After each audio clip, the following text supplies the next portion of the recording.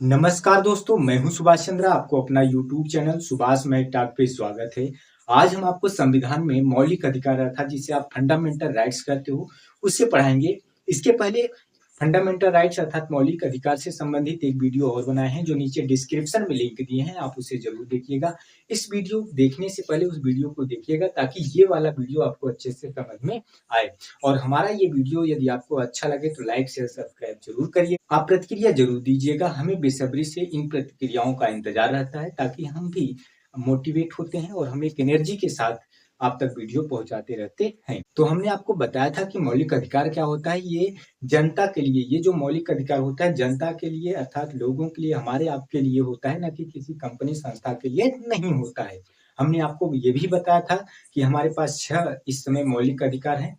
कौन कौन से हैं? पहला समता का अधिकार बताया था, दूसरा स्वतंत्रता का अधिकार, तीसरा शोषण के विरुद्ध अधिकार और चौथा आपको बताया था कि धर्म की स्वतंत्रता का अधिकार और पांचवा संस्कृति और शिक्षा संबंधी अधिकार और छठवां जो था वो था संवैधानिक उपचारों का अधिकार। हमने आपको बताया था।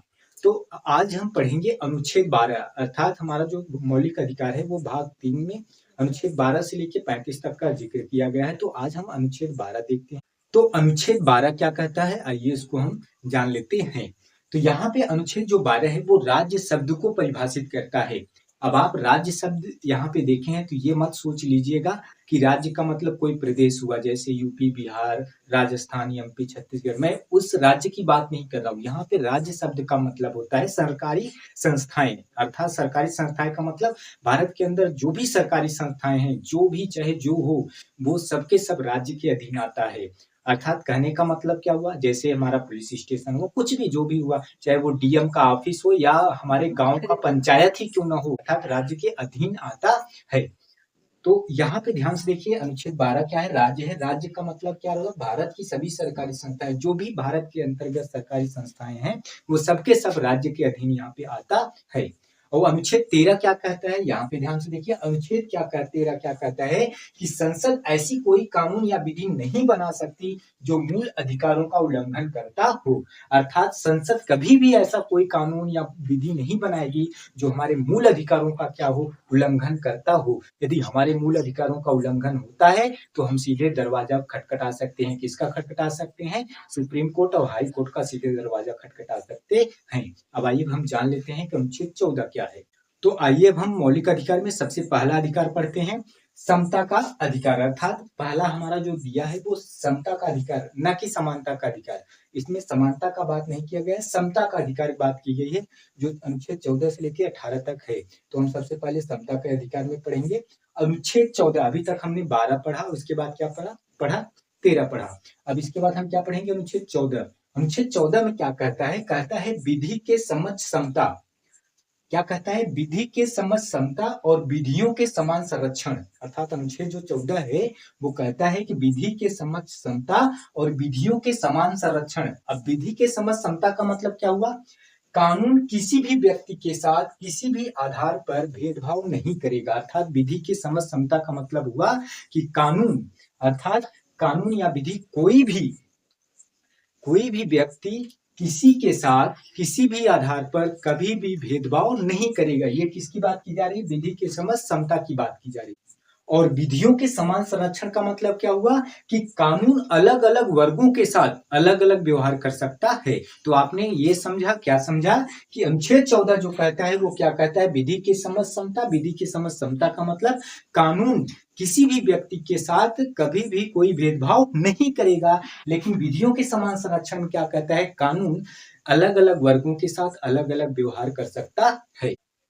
अब यहाँ पे अनुच्छेद 15 क्या कहता है, इसके बारे में हम देख लेते हैं।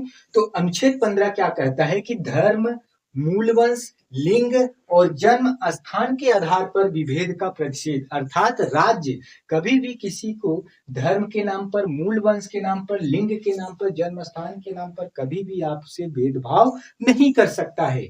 अब 15 का क्या कहता है, कहता है कि दुकानों, सार्वजनिक भोजनालयों, होटलों और सार्वजनिक मनोरंजन के स्थान में प्रवेश। अर्थात कि आपको राज्य इसके दुकान, सार्वजनिक भोजनालय, होटलों और सार्वजनिक मनोरंजन के लिए कभी भी आपको प्रतिषेध अर्थात आपको कभी रोक नहीं सकता। आप प्रवेश कर सकते हो दुकानों में, सार्वजनिक भोजनालयों में, होटलों में, सार्वजनिक मनोरंजन में।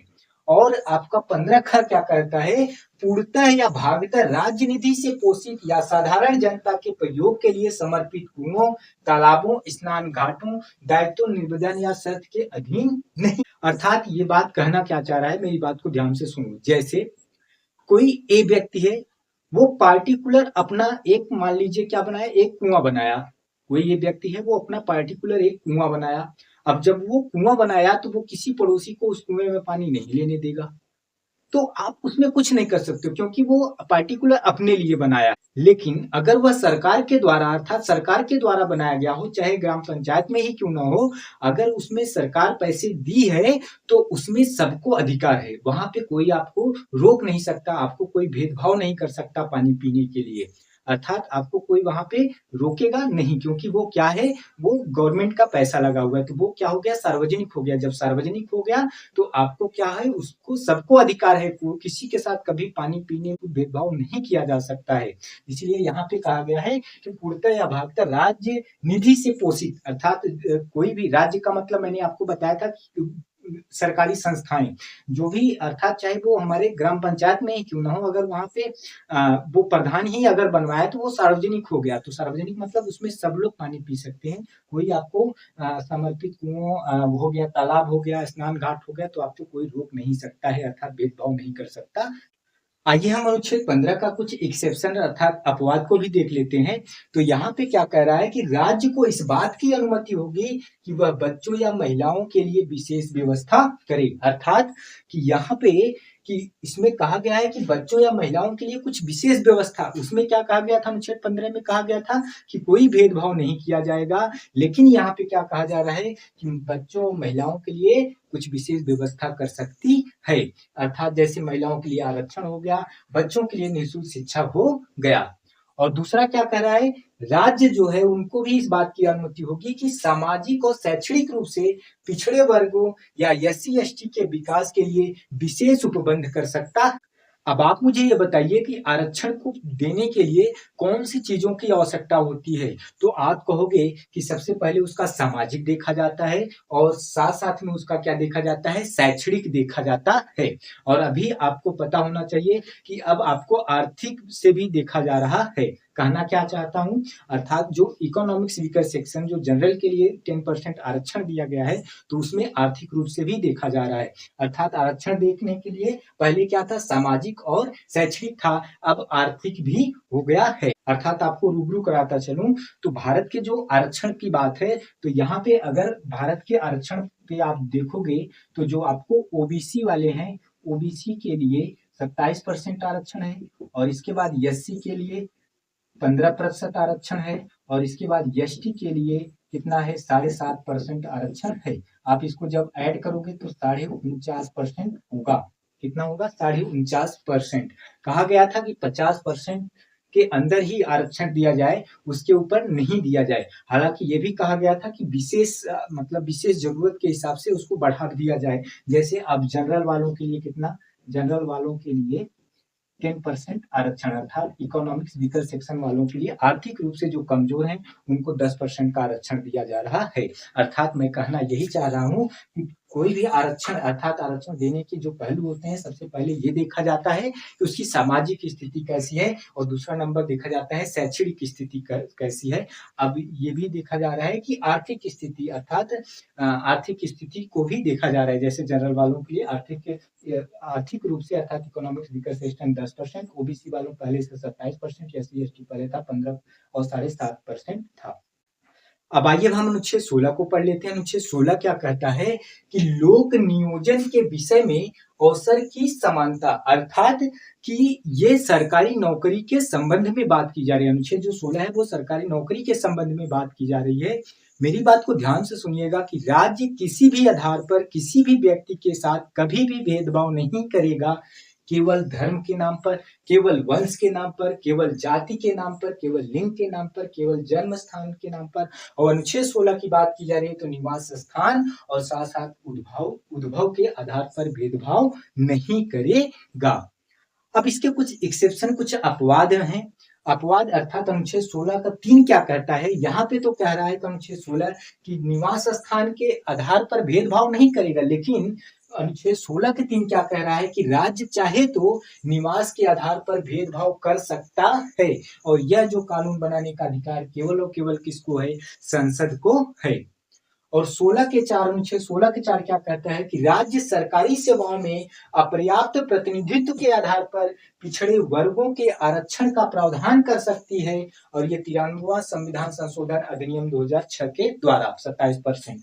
और ये अनुच्छेद 16 के 4 का ए क्या कहता है कि राज्य एससी एसटी के लिए सरकारी सेवाओं में पदोन्नति में आरक्षण का प्रदान कर सकता है ये 77वां संविधान संशोधन अधिनियम 1955 के द्वारा। यहाँ पे अनुच्छेद 16 का 5 क्या कहता है कि राज्य धार्मिक संस्था के किसी पद पर नियुक्ति के संबंध में किसी भी व्यक्ति के धर्म विशेष से संबंधित होने की शर्त लगा सकता है।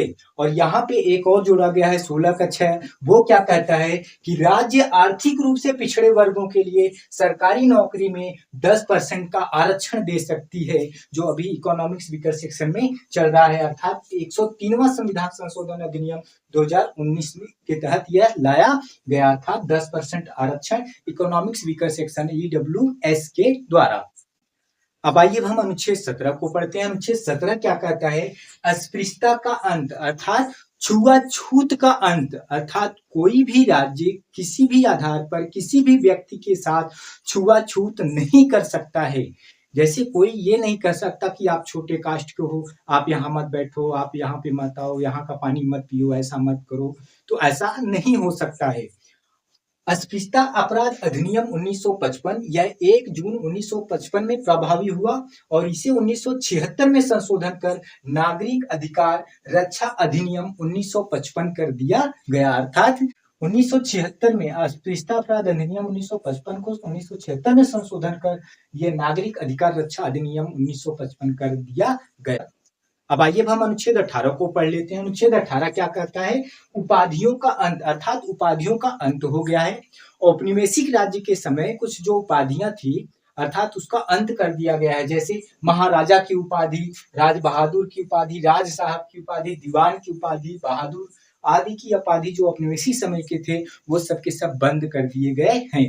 अर्थात आप जैसे आप कोई नौकरी में जो पेशा आपका है वो आप लगा सकते हो, जैसे आप डीएम हो गए हो तो डिस्ट्रिक्ट मजिस्ट्रेट आप नाम के आगे लगा सकते हो, आप एसडीएम हो गए हो तो लगा सकते हो, या आप कोई भी चाहे आप शिक्षक हो गए हो तो आप उसको लगा सकते हो। लेकिन जो औपनिवेशिक समय की जो उपाधियां थी उसका अंत हो चुका है। और यहाँ पे क्या कहता है, राज्य सेना या विद्या संबंधी सम्मान के सिवाय कोई उपाधि प्रदान नहीं करेगा। और यहाँ पे क्या कह रहा है, भारत का कोई नागरिक विदेशी राज्य से कोई उपाधि प्राप्त नहीं करेगा। और यहाँ पे क्या कर रहा है, कोई विदेशी राज्य के अधीन लाभ या विश्वास के किसी पद को धारण करते हुए विदेशी राज्य से कोई भी उपाधि राष्ट्रपति की सहमति के बिना वह स्वीकार नहीं करेगा। अर्थात अगर उसको लेना भी है तो वो सबसे पहले क्या करेगा, वो राष्ट्रपति की सहमति उसको स्वीकार करना पड़ेगा।